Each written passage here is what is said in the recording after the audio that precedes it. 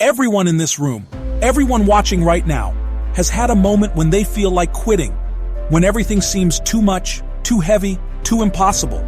Maybe you're in that moment right now, and you feel like the whole world is stacked against you. But here's the truth. Success doesn't come to those who never struggle. Success doesn't come to those who never fall. It comes to those who never stop. And today, I'm going to share with you some incredible stories. Stories of real people. People who faced impossible odds.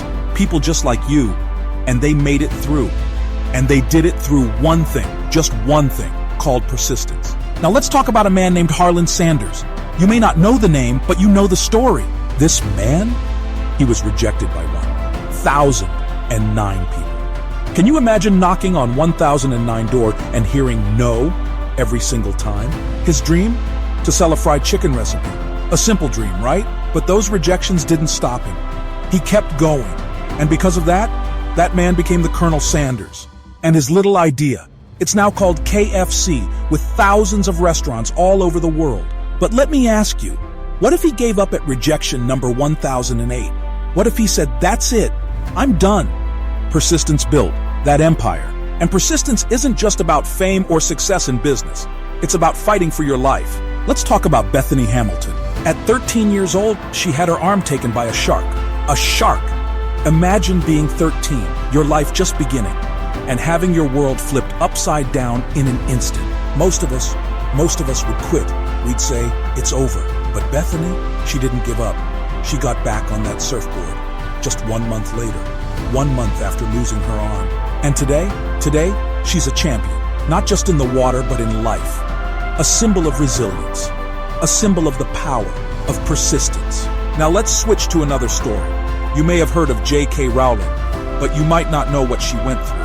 A single mother living on welfare, and she had a dream to publish a little book about a boy named Harry Potter. But you know what happened?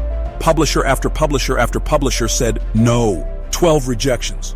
12 times they said, this will never work. But did she stop? Did she throw in the towel? Number, she kept going. And finally, someone said yes. That yes led to one of the greatest literary legacies of all time. But it wasn't about magic. It wasn't about luck. It was about persistence. And it's not just the famous. It's not just the people we see on the news. Think of Nick Vujicic. Nick was born without arms and without legs. Can you even imagine that? The odds stacked against him from birth. But instead of letting life defeat him, Nick chose. He chose to keep going. Today, he's not just surviving. He's thriving. He travels the world, inspiring millions, proving to everyone that the only real limits are the ones we put on ourselves. So let me ask you something. What about you? Maybe you're sitting here today feeling like you've hit a wall. Maybe it feels like no one believes in you, not even you. But listen to me when I say this. Every time you push forward, every time you choose to get back up after a fall, you're building something. You're building strength. You're building a future. Every setback is a setup for your comeback. And every no gets you one step closer to that life-changing yes. Persistence doesn't mean never failing. It means never stopping. It means getting up, even when you're tired.